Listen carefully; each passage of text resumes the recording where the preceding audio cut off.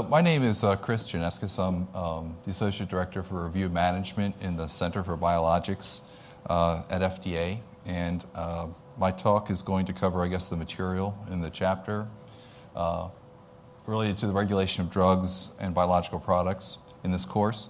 I'm going to cover some other things that aren't in the chapter, which are sort of more modern and up-to-date and things we're doing now. So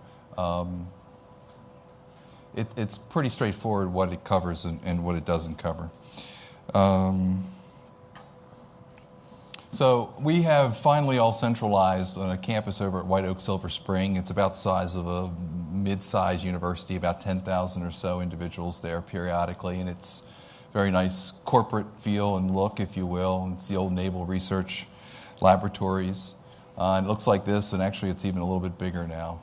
But it brings us all together for the first time in a long time, and that's really good for collaboration between some of our researchers and reviewers in the various centers.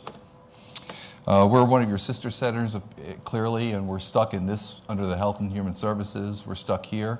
FDA, we also work closely with NIH. We also work pretty closely with the CMS, CDC at times on a lot of issues, and various other agencies as necessary on a whole variety of issues. And this is the slides from last year because there was a problem with my slides. Dr. Hamburg is no longer the commissioner. Our acting commissioner is William Ostroff, and Dr. Rob Califf has been nominated as our current commissioner at present. We are composed around various centers, and that includes the centers shown here. The Office of Regulatory Affairs is essentially our inspection arm of the government, or of FDA, if you will. They do a lot of the inspections of the various manufacturing facilities and such. Vet Med is Vet Med, Food and Safety and Applied Nutrition. They share responsibility with the Department of Agriculture for regulation of the food supply. Our newest center is the Center for Tobacco Products, and as you'll see in a minute, our mission is related to assuring safe medications and drugs and devices and so on. Their mission is slightly different given the nature of the products that they regulate. So the mission of the FDA is the protection of the public health by assuring the safety, efficacy, and security, and that's an important emphasis that's been added since 9/11, although we've done work in that beforehand. We're responsible for advancing the public health by helping speed innovation. And I've been there for about 21 years, all in the Center for Biologics, so I've seen quite a few changes in that time period. Never intended to stay there, but I keep doing more interesting things each year I'm there, so it's been quite rewarding. We can do what we can on our side, if you will, to regulate these products. It's important for the individuals who are developing these products, the investigators, the manufacturers, the industry, to do what they can as well. So we're only part, if you will, of that huge puzzle.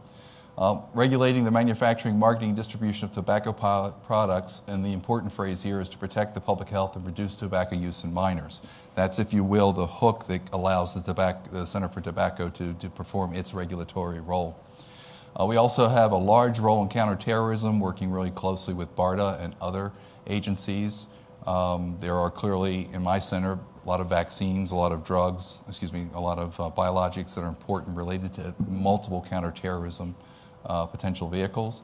And again, fostering the development of medical products to respond to deliberate and naturally emerging public health threats. We deal with public health threats all the time. The latest one in terms of the news would be the Zika virus. Ebola, the agency mobilizes very quickly under the direction of the Health and Human Services Department and coordinates its activities across the board.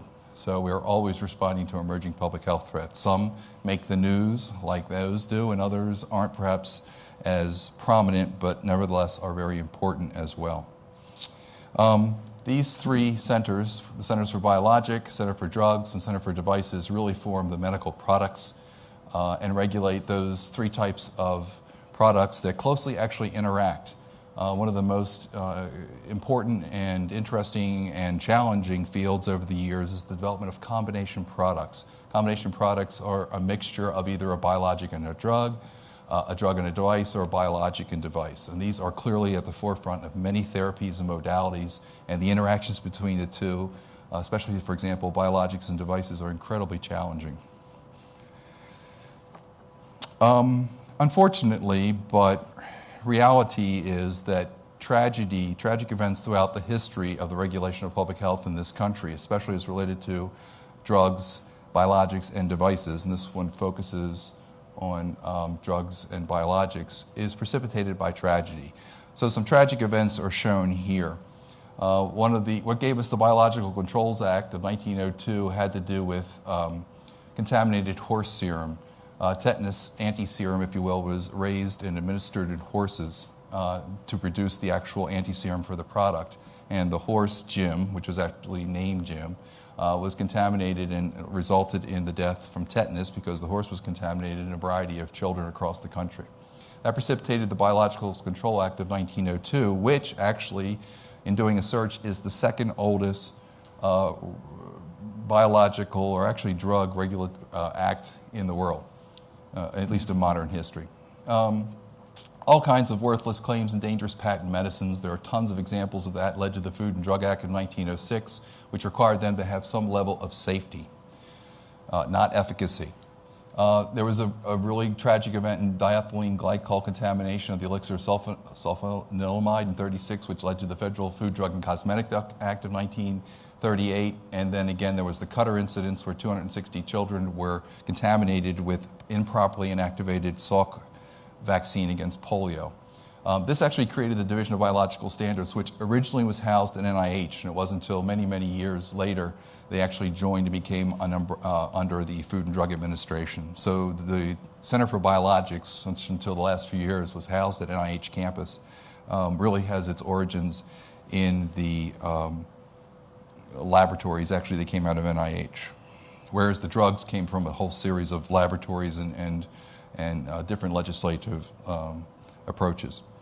Here's some more. Thalidomide, people may know, is a more recent one, which led to the Kefauver-Harris Drug Amendments Act of 1962, which really said it doesn't just have to be safe, it also has to have some demonstration of efficacy. More recently, a cyanide poisoning via Tylenol capsule, which gave capsules, would give us the Federal Anti-Tampering Act of 1983. And there has been a lot of issues, especially related to counterfeiting of drugs, biologics across the world, which has led to some more recent legislation, not shown on this slide, related to tracing it's called the chain, if you will, the chain of products as they're marketed from a manufacturer all the way through its distribution to the end consumer. So that's led to a whole series of recent legislation as well, and a whole series of additional levels of regulation, which actually has to trace, if you will, the history or the distribution of these various products.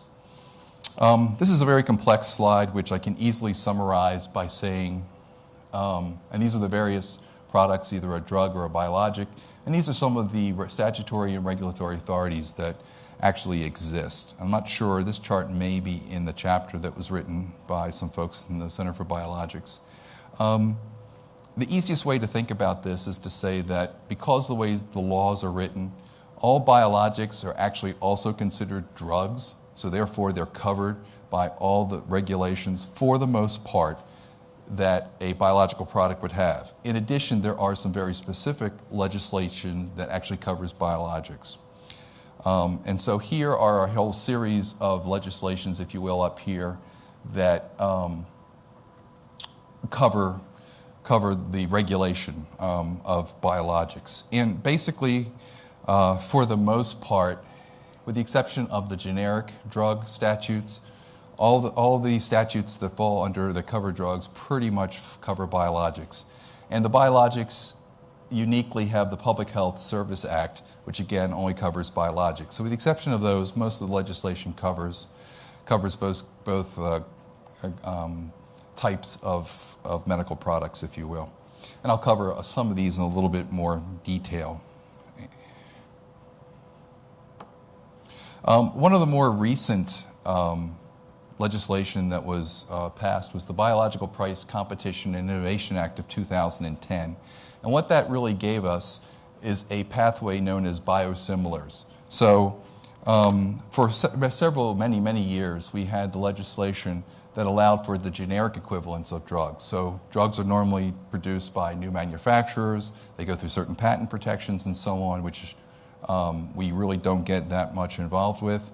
Until then, until the passage of this Biological Price Competition Act, every biologic basically had to have its own new application. So this allowed for a pathway of biosimilar biological product applications, which actually allowed us to reference the innovator product, the product that was formally passed and approved under its own set of data. Allowed us to basically reference those innovator products to rely on some of that information there. And as a result of that, that pathway has been expanding over the last several years since 2010. It did some other things about defining what is a biological product and not, and talked about giving some exclusivity provisions. So one of the benefits or provisions of a chemical drug, you can't have a generic made for so many years in the market because of patent protection. A similar thing happened with biologic. It allowed exclusivity provisions to comply as well, so that no one could, if you will, create a biosimilar product of the innovative product for several years and after that innovative product was approved. But this is another good example of how a legislative initiative has caused us to basically, from scratch almost, think about what does that mean to set up how you're going to regulate these products? What does it mean for our policy? What does it mean for our legal approach? What does it mean for all the guidance, and we'll talk about that in a minute, that we have to use to tell the world, if you will, and anyone who's interested about how we're going to approach this problem? How are we going to interpret all this legislation? And it really started from the ground up, and it was a mammoth amount of work.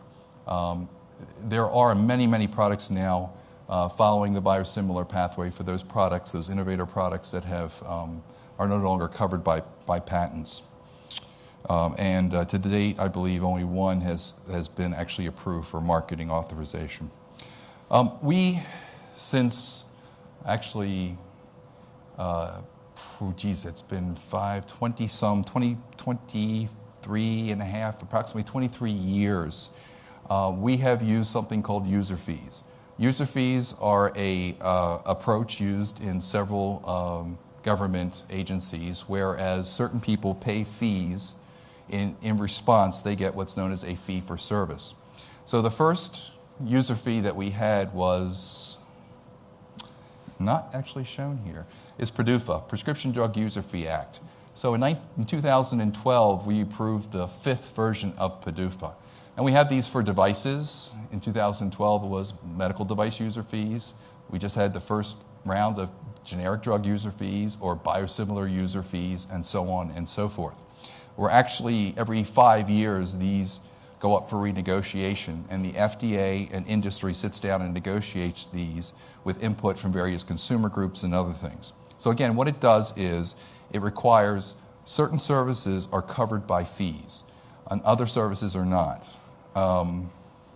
at least in terms of individuals who submit certain applications may have to pay a fee, and in some cases they are waived. For example, INDs do not have to pay fees whatsoever, an investigational new drug application, which we'll talk about in more detail in a minute. However, the marketing authorization, a BLA, for example, a biologics license application, that would fall under PDUFA, and that's most of our biologics, but not all, and certainly just about all the drugs, the new innovative drugs, would have to pay a fee for their marketing application. There are exceptions.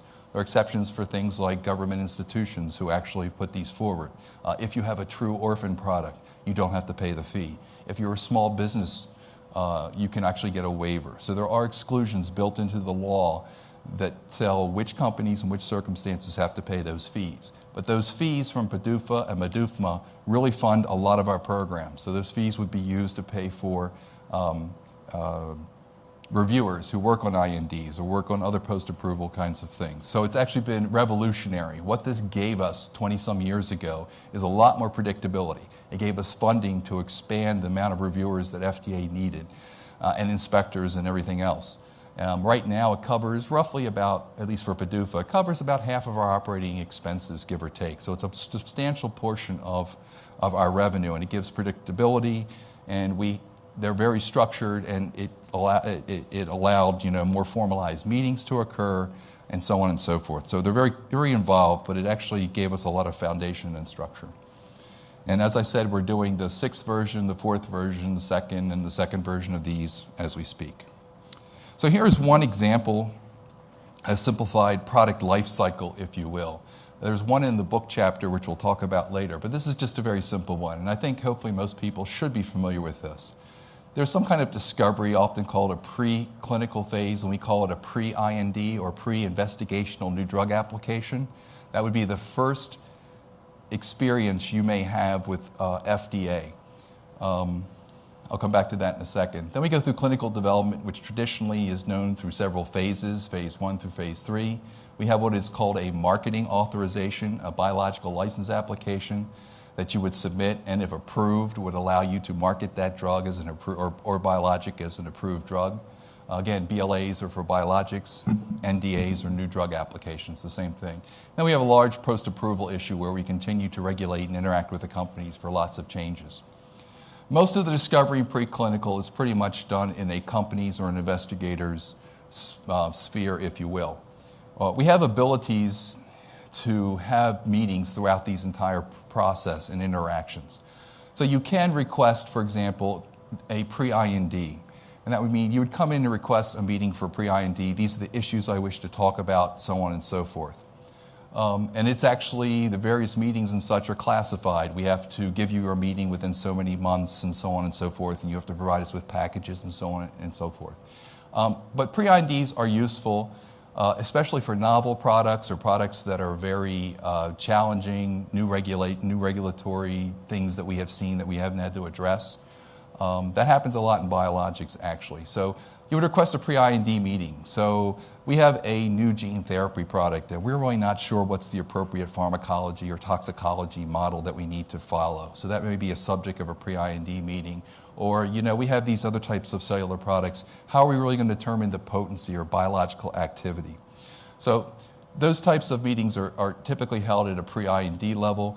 That's pretty much the only interactions we would have as a regulatory agency at that point in time. So then if your product, your biologic, required you to submit an IND, you would submit it at this phase. The law requires us to act within 30 days of you submitting that investigational drug application to basically stop you from going into your clinical studies. We have 30 days to it's actually, that's one of the few laws that's written that way. We have to basically put you onto clinical hold, and I'll cover that in a minute, or you can proceed into clinical studies at that point. Then again, traditionally you go through these phases, which we'll talk about, and then assuming that your biological product shows efficacy and safety, and you can consistently manufacture and measure the product, you would then apply for a BLA and submit your biological license application. We would review that, and if approved, we would then have interactions with you during the post-licensing phase. Typically, you're going to be making manufacturing changes. There's going to be other safety commitments you may have made during the BLA stage, perhaps related to pediatrics, perhaps related to certain subpopulations. And those studies, as well as annual reports, would come in, and we would still continue to have those interactions with you. Again, as I think you all know, a very small percentage of INDs actually make it to the BLA stage. Okay? And although we're only going to talk about biologics really in this lecture, for the most part what I'm telling you also applies to drugs. Devices are a little bit different. They have different regulatory authorities, so don't automatically assume what I'm telling you really applies necessarily to drugs. So that's one way in which you're going to talk with us and interact with us throughout all of these areas. And you have the ability to have certain meetings at various key developmental points during your investigational trials as well. Okay, I'm not going to go through all this. There's a whole series of regulations that are listed here that talk about labeling and advertising. If you're starting out in investigational areas, this is going to be the most important one, the investigational new drug regulations. Part 6 to 800 cover regulations that really focus only on biologics, and there's a legal definition for what a biologic is. And if you're not sure, there are processes that you can go through called designation processes when you can say, yes, my product is a biologic, or no, my product is a device, and so on. The 800s cover all the devices in vitro diagnostic. These, again, are the regulations that derive from our laws. They're the things that we promulgate through very formal procedures that tell you this is how we're interpreting the law. And I'll explain that in a second. When you get to other areas that are also very important. Environmental impact considerations, protection of human subjects, clearly, which is important in your early IND stages. Financial disclosure by clinical investigators, that's become of greater prominence over the last, say, 10 years. In order to have an IND, you have to go through an institutional review board, and that will be looked at as part of your IND. And then if you're doing certain types of non-clinical laboratory studies that impact the safety, you'll have to follow the good laboratory practices sections. Again, they're like any kind of government regulation. They're generally very prescriptive. But this is the really important slide that you really need to look at and think about. We really have very few laws, as I've shown you on previous slides. There's more of them over time, but again, they're very broad and they're very generally not terribly specific. Occasionally that changes. So what do? We promulgate, as I've mentioned to you, through a whole notice and comment and rule-making period to determine those regulations. Those things that are eventually published in the Federal Register every year or periodically, actually, as they are promulgated. So the regulations, again, are more prescriptive, if you will, that tell us how we're going to interpret the laws. What FDA also does, and there are literally hundreds if not thousands of these, is promulgate what is known as guidance. That also goes through a period of comment and notice.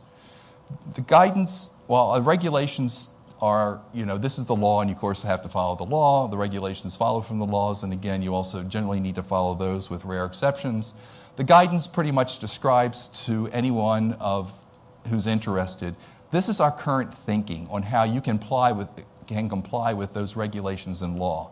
So it is our current thinking. It is not a requirement. When you look at a guidance, there are other ways in which you feel you can comply with that regulation or law. That's completely fine.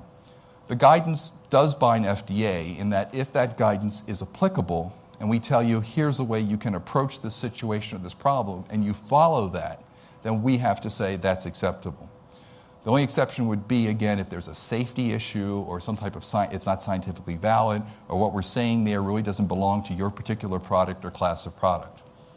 The other thing that has become importantly increasing over the last 10 years is what's known as standards. And standards are developed by these standards development organizations, and there are an alphabet soup of standard development organizations. They are external to the FDA, although many times we interact with them and provide input into those standards. But what a standard is, and a good example may be, it used to be in the old days, if I followed a certain standard and I basically did my sterility this way for certain types of parenteral products, it was generally considered acceptable. So that would be an external standard that would have been promulgated by an organization that we felt comfortable with, and if it applied to your situation, you could use that standard. There's a lot of standards now that are being developed. Another example would be how you quantitate certain types of surface markers using flow cytometry. There's actually a standard out there that we worked with NIST and some others to talk about. And if you follow that standard and it's applicable to your particular situation, it could be used, again, for you to quantitate how you're going to look at, say, flow cytometry to measure certain receptors on the surface of a cell and so on. And the standards are very broad. They are in all areas. They are in content areas, if you will, technical areas about how you manufacture a product.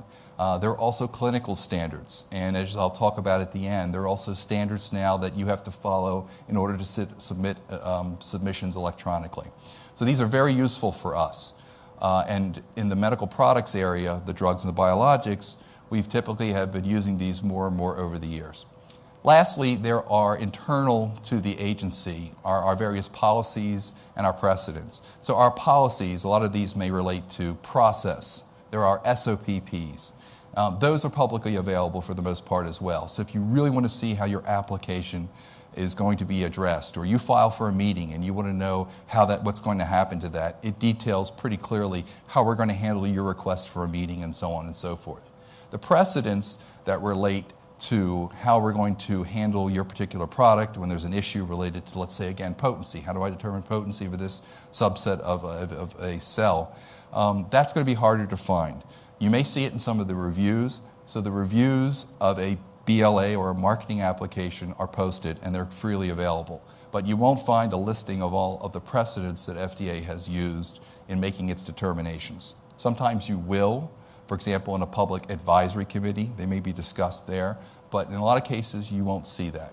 Eventually, when it becomes a really pretty well-established precedent or is appropriate, we'll go back and modify our guidance to make it known to the individuals through that.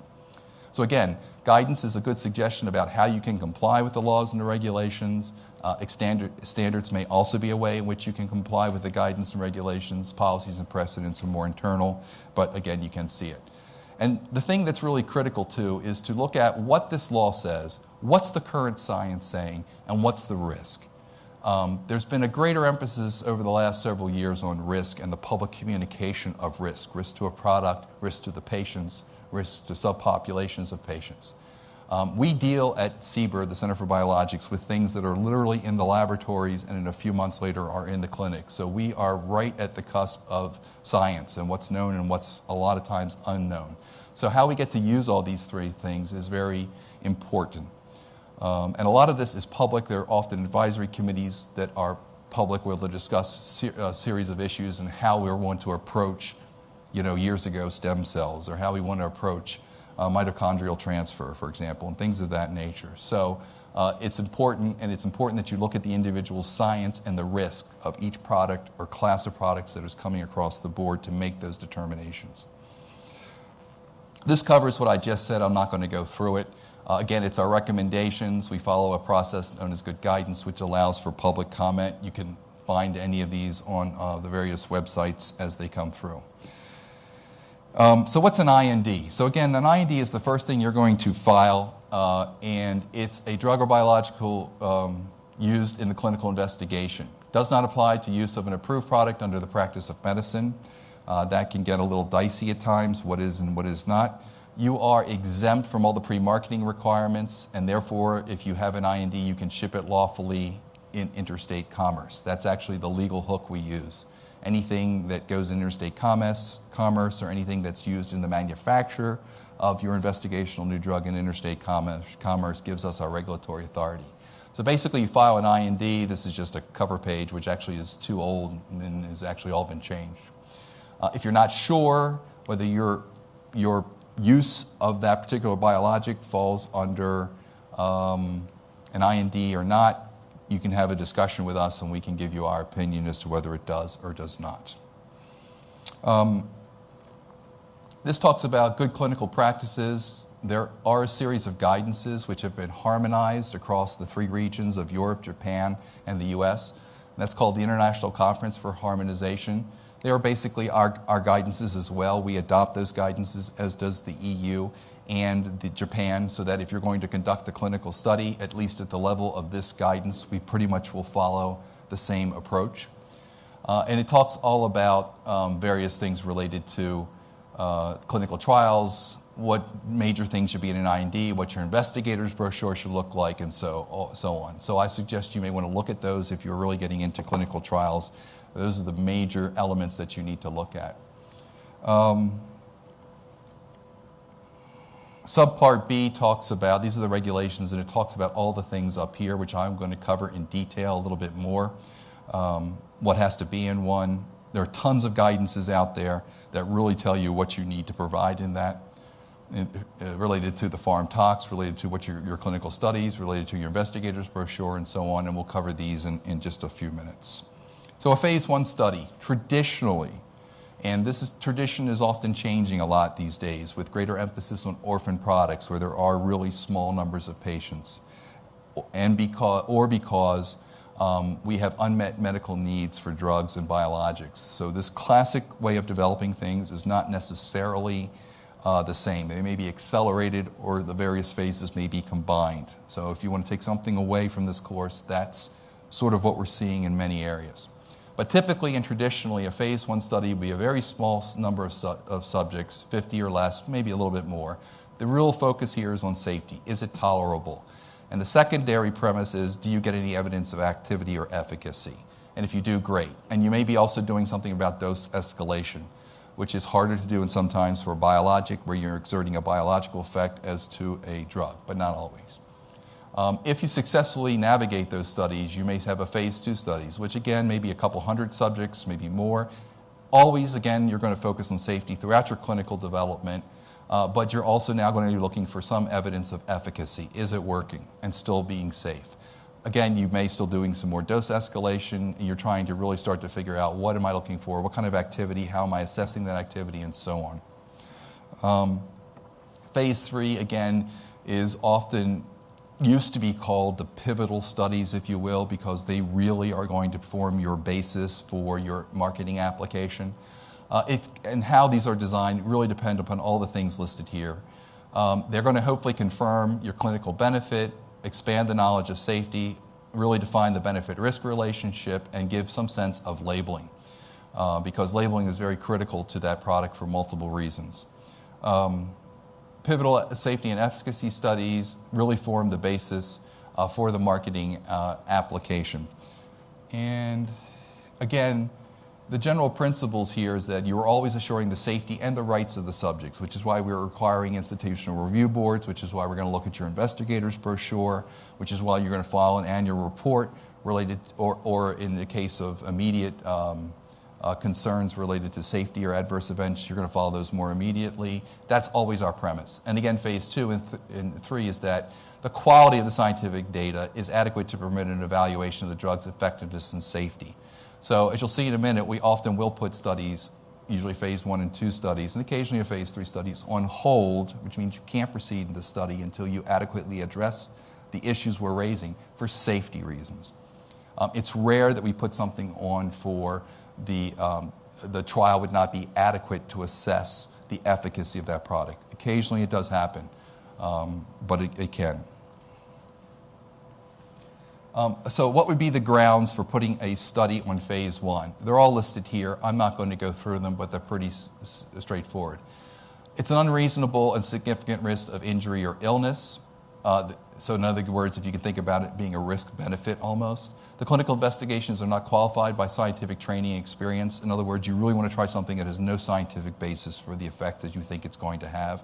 The investigator's brochure is misleading, erroneous, or material incomplete. Hopefully that won't get to us because that's gone through your institutional review boards, but occasionally it does, or we have a difference of opinion. The IND doesn't contain information to assess the risks. Well, you didn't do essentially the pharmacology studies that we need to do for this type of a product. And that's a real problem because we can't make any assessments on what that is. You haven't told us what the effects of this drug or biologic are in Europe, which is required if you've conducted these trials in Europe, for example. Or if it's a life-threatening disease that affects both genders and the trial excludes basis on gender. Over the years, subpopulations, pediatric populations, gender issues have become a greater emphasis on the clinical trials and studies, and I'll sort of talk a little bit more about that. So those would be the reasons that we would pretty much say you can't go into clinical hold. Again, phase 2 and 3, anything I just mentioned, or again, the trial is really deficient in the design to answer the question. You haven't sufficiently powered the trial to really answer that. For example, could be one. And then during the development process, especially for biological products, we're looking at safety as well as reproducibility from raw materials and seed banks or viral banks because, again, it's a biologic, so it's highly variable. How are you producing this? What are you doing? What's the characterization of the product? What are its traits that you have to show and to be reproducible each and every time you make it? Process validation and testing. Again, this is done sort of incrementally in a sense. You have to have enough testing on the initial product in a phase 1 study to assure the safety of it, but you don't have to necessarily characterize your product. Characterizing your product means, okay, it's a recombinant biological protein and it has the following secondary structures and so on. So it's variable. It depends upon what we know about your product. How related is it to our experience or other things we know. And things of that nature. But over time, as you move forward through the phases, as you move to BLAs, you really need to nail down all of these things. Your phase 1 material has to be manufactured in compliance with what's called good manufacturing practices, and that's specific regulations, and there's a plethora of guidances which tell you what that means. That actually starts out at phase 1. There are specific regulations, the 211 regulations, but you while you do have to follow GMPs, you don't have to follow those regulations for the phase 1 studies, because these 211 regulations were really meant for marketing when you have all of these things worked out, okay? And there are very specific regulations that don't always apply to the early phase of manufacturing, where things are more variable, where you're trying to figure things out. And that's sort of a very clear distinction. There's a very clear guidance on this that talks about that, but that's been a big issue over the last 5 to 8 years, 10 years ago. So here's sort of an example of a small laboratory setup versus perhaps a commercial kind of an approach. But it's still important. You still have to assure the safety of the product, the sterility of the product. If there are viruses or potential viral contaminants, you still need to assure those from phase 1 forward. So again, it depends upon what the product is and what's necessary to assure that safety. Again, there's foreign tox things. Some of our biologics, like vaccines, are much more limited to the pharmacology. There's less that relates to a pharmacology, like a drug molecule, but there necessarily may still be some. So a lot of that data may have to be developed. Immunogenicity data, the effects you typically don't want for, say, recombinant biotechnology products, is also very important and is a major safety concern as well. So assuring those types of things are very important. There is a ton of things related to the trial design and analysis. Again, that starts at phase 1 and the discussions about how you're going to proceed with this. Are you doing dose escalation? What populations are you going to look at? How that trial is going to be conducted and monitored. You submit some information on that. You need to follow the biomonitoring, how you have to provide any adverse events that you see, and we'll talk about that. And again, especially with pediatric development, which again we'll cover in a minute, and inclusion of demographic subgroups.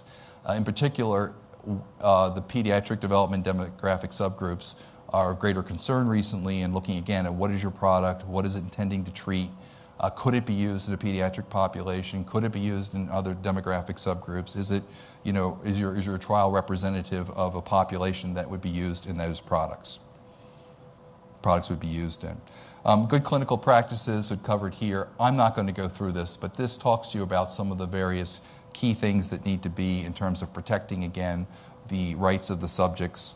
Again, ICH E6 is a good document to read. It's not terribly complex, and it gives you a good feel for that understanding of what you need in these clinical studies without getting into the regulations and things of that nature. And this is covered here again. Notice the IRB approval as well. Your investigators are qualified. You'll give us something about your investigators. Are they, qualified medical folks with the right training and experience to run these trials? Your data is going to be protected and so on. And there's all kinds of HIPAA laws now, as well as ours, that an investigator may have to comply with and so on. Protecting the confidentiality of records, as I mentioned. Using investigational products that are following GMPs, the good manufacturing practices, and so on. So a sponsor is an individual who actually submits the IND application. Could be a drug company, a biologics company, or it could be actually an investigator, someone who does clinical research, for example. An investigator is the individual at the clinical site who is actually responsible for that trial at that site. And so an investigator's responsibility is conducting that trial at their site, adhering to all the investigational plans and regulations, making sure there's appropriate human subjects protection, running through the IRB boards, typically at each interim site, making sure that informed consent is obtained. All the case histories are documented and recorded, and there's requirements for retaining records for periods of time. Depends on what the records are. 2 years is a good sense as to what that means, although there are differences. They are responsible for controlling and disposition of the investigational products, often in times of the hospital pharmacy, but maybe not. And they have to make various reports to that sponsor, and listed here, progress reports, safety reports, final reports, financial disclosures. Again, if there's a sponsor, like a major company, they will typically have multiple sites going on, and they will compile all that and then submit that to us. If you are an investigator sponsor, it is therefore your responsibility to provide all this information to us. So the sponsor, the individual who actually submits that IND, what is their their responsibilities? Well, they're going to select the institutions and the investigators. They're going to provide the brochure to all the PIs so they can get reviewed by their various boards. They're going to notify a submission of applications to the regulatory authorities. Again, they're going to be the ones typically communicating with us, not various investigators at the sites. Making the sponsor, especially if they're a larger company, may send auditors around to make sure that that particular investigational site is in compliance with following that plan. So typically you will have individuals from a biologics or drug company visiting your site. Promptly inform the PIs and FDA of significant new adverse events of risks and drugs. Well, we didn't see it in this investigational site, but guess what? We found it over here, so it's something you need to be aware of. Adequate monitoring, again, that usually will be an audit, interacts with FDA, acts on investigator noncompliance. If they find during those audits or by other means that the investigator is not following the regulations, they need to suspend that investigator, need to contact us and let us know. Because, you know, if you're an investigator conducting a trial and you're not following all those things, you may be debarred from actually participating in other investigations, and that occasionally happens, not too often. Notification of premature termination or suspension. Guy just decides they don't want to do the study anymore, and there's a variety of study reports coming out of the trials that get filtered up. So again, the sponsor's the one who takes the, if you will, the responsibility for submitting the IND, but the investigator conducts it at the various sites, but they are also just as equally responsible for many things. Some other sponsor responsibilities: keep the PIs informed of new observations regarding safety and so on. That's the principal investigators. Adverse event reporting, again, things happen at sites, they usually funnel it up. Quality assurance, quality control, standard operating procedures are followed related to the clinical studies. The data, trial and data management will be at the sponsor site. Have they employed a CRO to do these various things, auditing and providing the investigational product to the various sites as well. With the FDA Amendments Act of 2007, there is now the Clinical Trials Registry, the clinicaltrials.gov, and there are requirements for posting clinical trials at various phases of development, and they are there, and we assure, as part of our review, that they are in fact complying with that, and they have to include the certification forms with us as well. Some of the sites are up there. Again, there's an example of something that's evolved over time and so on. Monitoring, again, we've talked about all of that as well. Verify the rights of the various individuals, report that the data is accurate, complete, and verifiable, comply with any types of protocols, and so on. Sponsors required to select qualified monitors and train them. Again, they may have it in-house, they may contract with the CRO, or whatever. If you are an investigator, you still need to also do some type of auditing and so on and so forth. That is, if you're a sponsor investigator. You also need to do some of those things as well to make sure that your site is following all those various types of requirements. Okay, so what happens about safety during an IND? Well, there are regulations that cover this, and there are also guidances. So it really depends upon what type of safety or potential adverse event is seen and when the individuals have to notify that. So within 15 days, you have to notify us in writing of a serious or unexpected adverse reaction, findings from other studies, and so on and so forth, such as animal studies that may suggest some problem, increased rate of serious suspended adverse reactions beyond what you're seeing in the protocols, and if there is an unexpected, fatal, or life-suspected adverse reaction, you have to notify us within 7 days by telephone or fax. We still have fax machines, believe it or not, which is somewhat archaic these days. And what does it mean to be suspected? Well, there's a whole guidance that talks about that. A suspected adverse reaction is any adverse event for which there is a reasonable possibility that the drug caused the adverse event. It may not have. A lot of the patients that are treated in these trials can be very sick and have multiple complications. But again, if there is a reasonable suspicion that it happened, then you need to really report those kinds of reactions. And there's a guidance that talks about that to give some better understanding to the individual investigators of what that means. Again, think about, in the end, if this product is going to marketing, and even during the investigational studies, there's a risk-benefit ratio, if you will, or risk and benefits that individuals have to consider. There are annual reports that also have to be submitted related to safety. They contain all the information showed here. So basically, they talk about where you are in the various studies, how many you have, summary of IND safety reports, what things you're seeing, deaths and causes, of course. This is in addition to that 7 and 15-day rules. So these would sort of summarize those in addition to other things that don't meet those requirements. Is there something coming up in any of the preclinical studies that gives you some kind of concern related to safety? Do you need to, if there's a significant manufacturing change? This is especially important for biologics because some of those minor changes can have profound effects, and it's very often hard to predict some of those effects. What are you doing in the future year, the upcoming year? If you revise things based on all this information or other things, here's what's happening.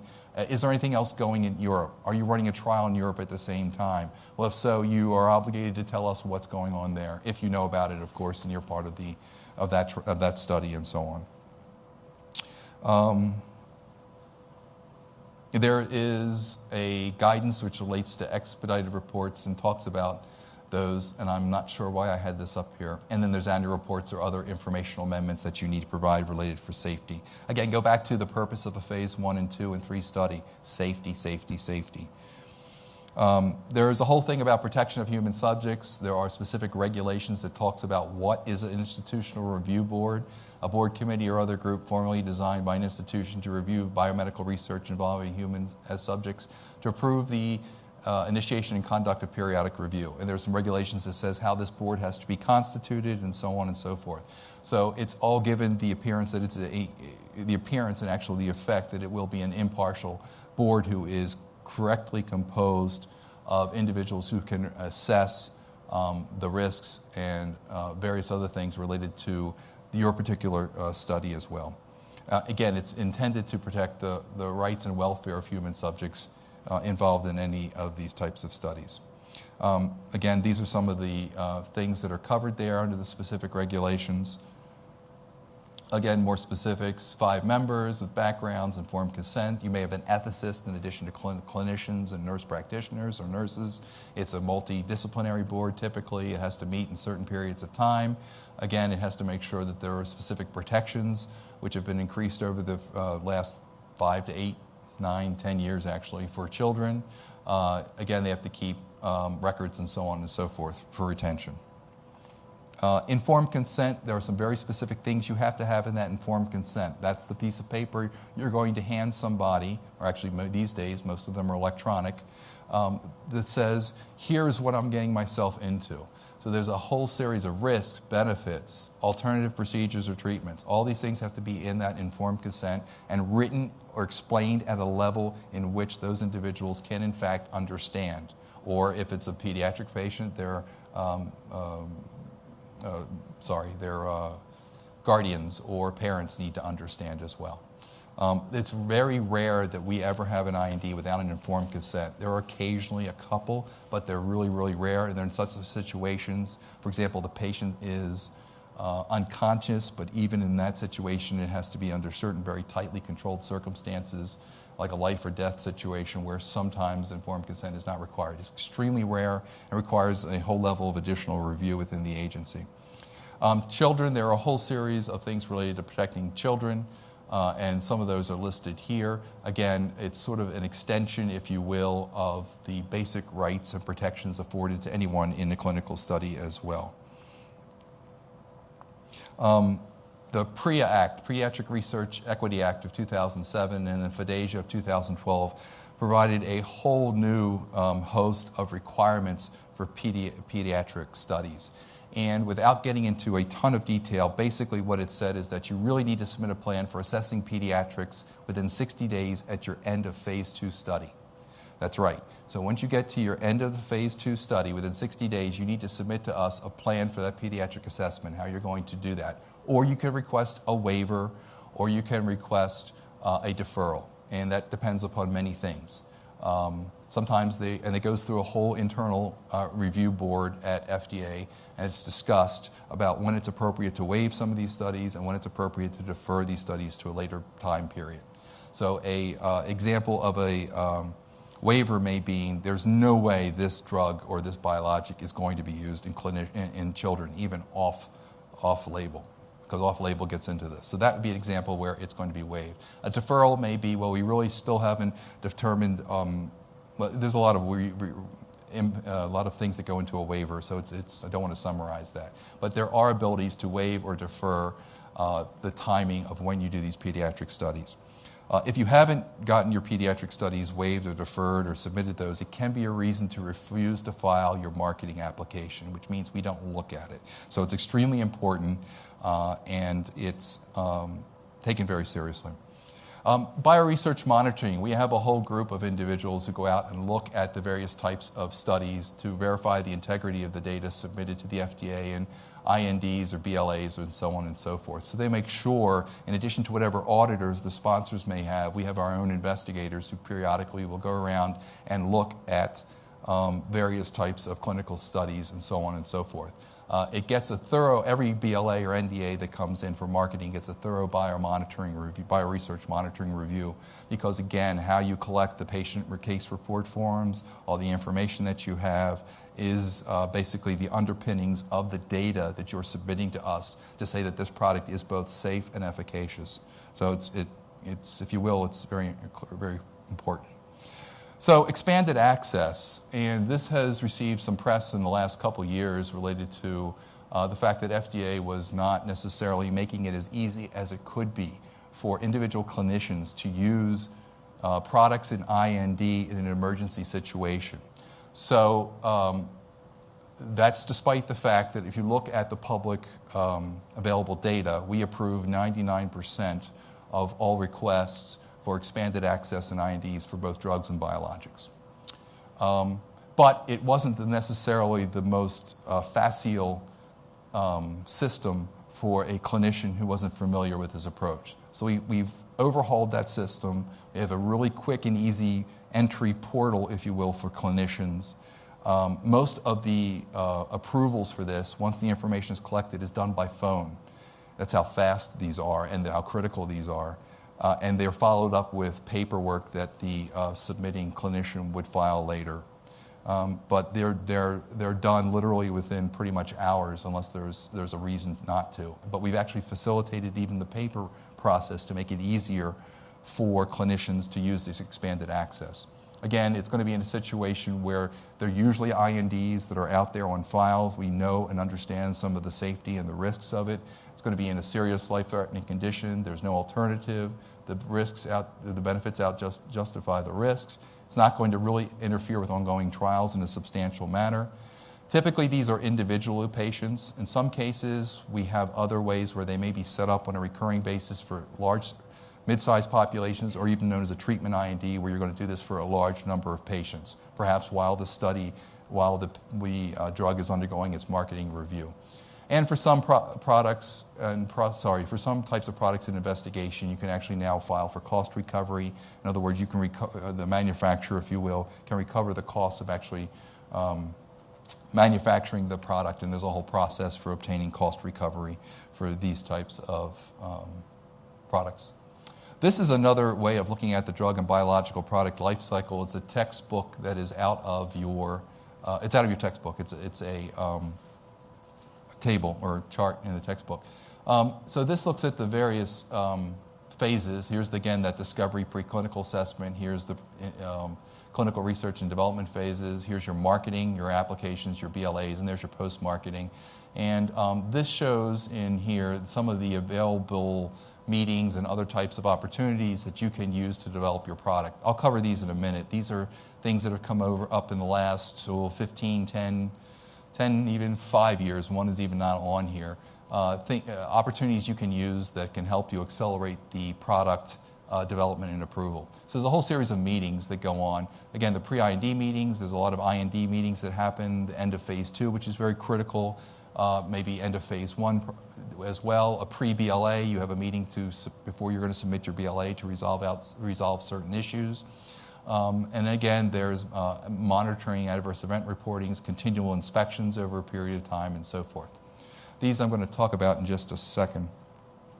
So there are 4 expedited programs, and these are covered very nicely in a guidance that FDA put out about 3 years ago or so. They're known as Fast Track Designation, Breakthrough Therapy Designation, Accelerated Approval, and Priority Review Designation. These are things in which when you, hit various phases, either during IND development or BLA, for products that meet the definition, we basically move or accelerate or use different mechanisms and vehicles to try to approve or to increase the attention we provide and decrease the development time or the approval time.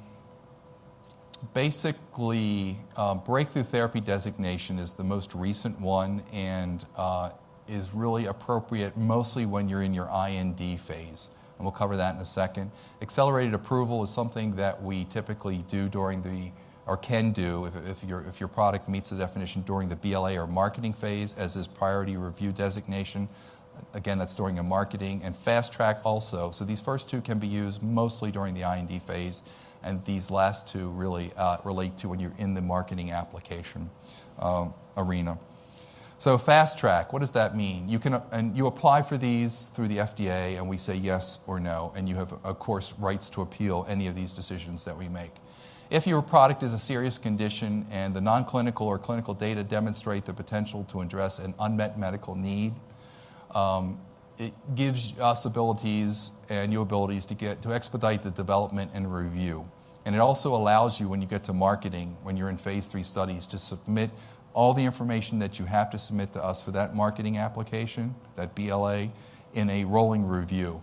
So you may submit to us a chunk of clinical data, a big part of your manufacturing data, and things that we may have if we have the resources, have the ability to look at before you actually formally file your BLA. So it can give us a heads up on trying to get through some of that data in advance. So that's fast track designation. You apply during an IND, and you're either granted or not. You have to be both a serious condition and non-clinical data demonstrates the potential. Yes, information to demonstrate the potential depends upon the stage of development at which the fast track is requested, whether you're requiring it. Again, how much data do you really have to demonstrate the potential to address the unmet medical need? You may not have a whole lot in phase 1. You may have a lot in phase 2. Again, it gives you those things that we've talked about. Breakthrough therapy. This is probably the hardest designation to get, if you will, because not only do you have to have a serious condition, but you actually have to have clinical evidence to indicate that the drug may demonstrate substantial improvement over available therapy on one or more clinically significant endpoints. So this has been the most recent one. We've, if you will, it's been described as an all-hands-on-deck approach to developing products. There are several products that have been approved on breakthrough therapy. The hardest thing is that you actually have to have that clinical evidence, as opposed to fast track, where you may be able to rely on, for example, preclinical data in certain models to get fast track. Here you cannot. It actually has to be with that particular biologic or drug, and it really has to be a substantial improvement over available therapy. If there's available therapy out there and your product doesn't look like you're going to get us any increase, then you probably won't get breakthrough therapy. You basically get all the features of fast track. You get more of an intensive guidance development. You get more interactions with us besides the standard regulatory meetings that you get. You get the commitment from the organization that it'll get a higher attention, that division directors and office directors will be more involved in your thing. And it can allow you to get what's known as a priority review, which means we will review it in an accelerated manner during its marketing application phase. Accelerated approval is probably one of the oldest and has been around for a while. This is where we approve a product based on a surrogate. Clear examples would be oncologic products where you have tumor shrinkage, if you will. That could be an example, or tumor elimination that is likely to predict clinical benefit or clinical effects that are not the desired ultimate benefit, but are likely to predict such benefits. If you have a biomarker that's been linked to a clinical study and you can show effect on the biomarker, that may be another example of an accelerated approval. Again, what you would have to do if you're approved on an accelerated approval condition is to actually conduct a follow-up clinical study to demonstrate that, in fact, the ultimate benefit did, in fact, happen. And priority review, again, this means that we will review your application. It's now it's actually now changed to 8 months, but it's actually, many of these priority review applications get reviewed much faster. Again, this is only at the marketing phase of that. And again, it has to meet the requirements that there's a significant improvement in the safety or effectiveness of the treatment, diagnosis, prevention of a severe and life-threatening illness. And again, it's how that is defined or not. If you don't get a priority review, you would get what's known as a standard review. Standard review means at the end of 12 months, we have to tell you our concerns with all of our concerns with your license application in all of the areas and disciplines. So that's called a complete response. We have reviewed all of your information, and we really still have problems with your potency assay, and or no, we really think you need to do change the labeling in such a way to more accurately reflect the risks related to this particular adverse event, and so on and so forth.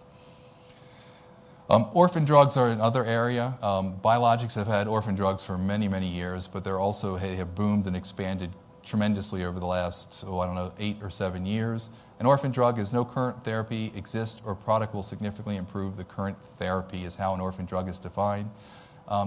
What happens is during, again, typically your IND phase, you get an orphan designation, which means there's an Office of Orphan Drug Products who has clinicians and lawyers and so on, and they look at your particular product in consultation with the reviewers in the various centers to determine whether your product or not determines orphan designation. And several products during the IND phase can get orphan designation. So what does that mean? It's intended for the safe and effective treatment, diagnosis, and prevention of rare diseases that affect fewer than 200,000 people in the U.S. or affects more but not expected to recover the cost of development and marketing a drug. Little confusion, but that's actually a statutory definition.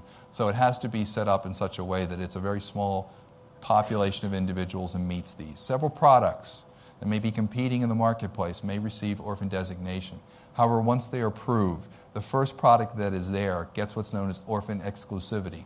And this is regardless of whether it's a biologic or a drug. They then have an additional 7 years in which their product is given market exclusivity. No one else can license a product on the market unless, again, they fail to meet a supply or some other product comes along and shows a benefit in terms of safety or efficacy over that exclusivity, that product that has received exclusivity. There are also grants that can be applied. They don't pay any fees and so on and so forth. You can very easily go to our website and find a list of all the orphan designations and orphan exclusivities that are there. What do we look for when we license a product at licensing phase? Well, it's sort of a reflection on what we've looked at during the IND phase. So in addition to safety, we look at purity, potency, stability of the product, overall a lot of product quality attributes. They're important whether it's a drug or a biologic. It's especially important for biologics depending upon how the biologic is made because there's inherent variation in it. So it's very important that you have demonstrated to us by the time that you reach your marketing application that you can consistently manufacture this product. And over the 20 years, that has happened tremendously for certain classes of product like the recombinant biotechnology products. It's still rather challenging for some of the, if you will, more complex biologics where there's not the ability to, they're not as pure, if you will, they're not as clearly able to define all the characteristics in that product that may particularly affect its overall product quality in any one of these characteristics. Of course, everything is manufactured with GMP compliance. You will be inspected, all your manufacturing facilities will be inspected, and you have to have a suitable level of GMP compliance or we will not license or approve your product. Post-marketing, so your product's been approved, you have to follow very straightforward adverse event reporting. Again, the 15-day alert reports are indicated as well. There's periodic inspections, there's enforcement, and of course there's education that happens as well. I don't have slides in here, but instead of relying upon the manufacturers to report or the clinicians or the nurse practitioners or other healthcare practitioners who report adverse events, that still happens. Over the last 8 years or so, we've been using systems known as Sentinel, which actually go out and monitor various large database populations to look for adverse events well in advance or without the reporting delay happening by the various healthcare providers. So if you're interested, it's actually very useful. It gives us safety signals. It may say, for example, we've administered this vaccine and we are seeing this little safety signal in various populations. And they monitor a wide variety of groups out there.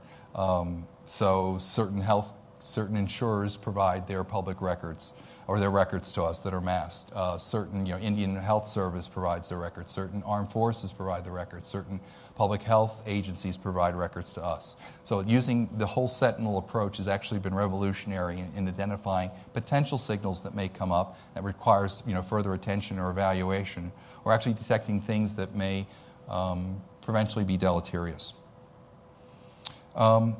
And that's part of sort of what's up and coming. Adaptive clinical trial design is really of interest now in the last few years.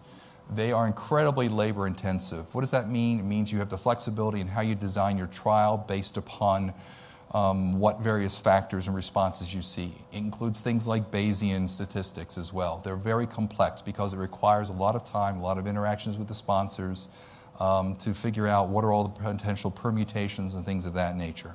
But it is something that is gaining interest, and we're working very closely with a lot of investigators to try to design trials which are actually effective. A lot has been going on with biomarkers and all types of omics in terms of being able to monitor, are they predictive, do they relate to a disease, can you verify, if you will, that biomarker is going to be predictive, and if you measure that biomarker, you're going to get a positive outcome in your particular trial.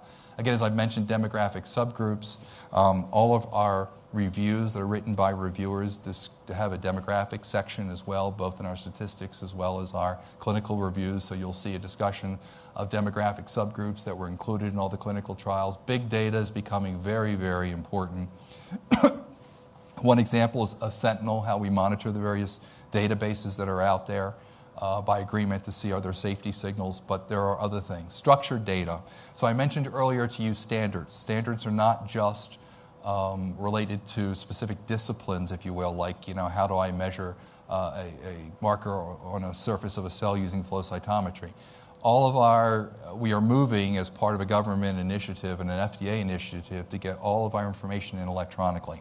So we have worked with various standards development organizations to actually determine data that contains the content of what you'll be submitting to us, as well as the messaging standards, and they're all worked through standards. So we have upcoming deadlines so that if you are submitting a BLA, it must be in an electronic format following what is called the Electronic Common Technical Document by December the 17th of 2017, actually. And all INDs that are commercially sponsored, not individual investigators, have to be submitted electronically a year later.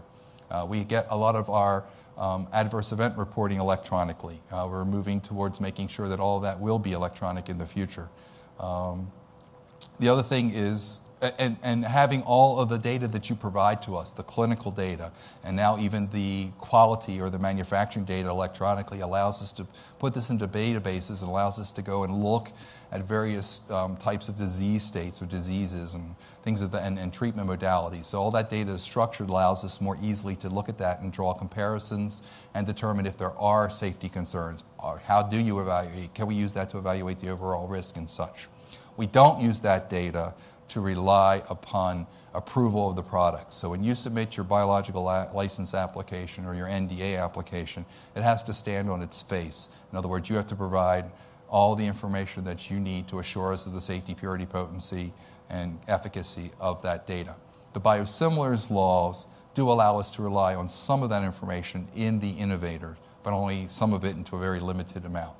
The last thing, as I mentioned before, is combination products. That's providing some incredible challenges both on the scientific level and on the regulatory level. For example, if I have a device and I have a biologic, I have the GMPs, the good manufacturing practices that you have to follow for the particular biologic.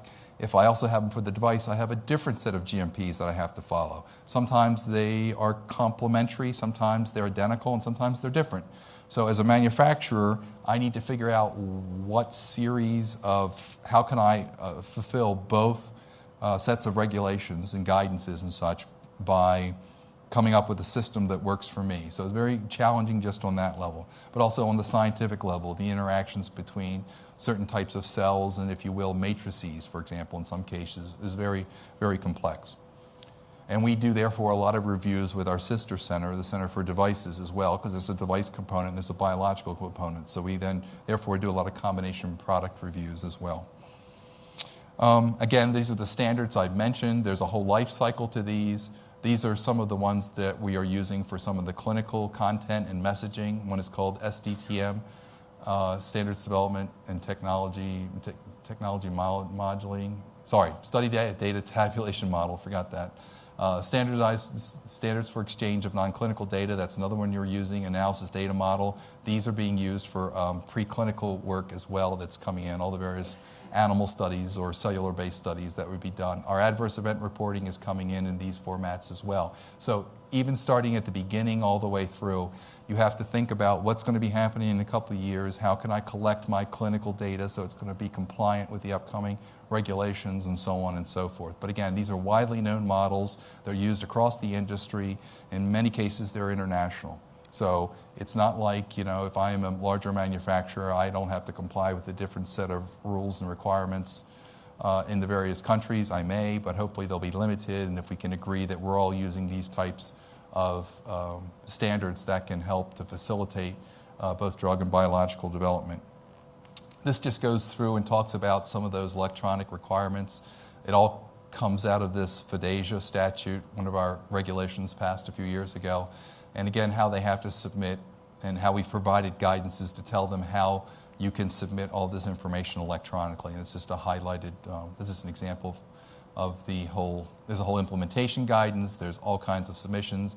They have to go and understand, if you're on the geek side of the house, how to structure your data and collect it and put it into the formats that allow us to pull the data out as we look at these and archive them and so on.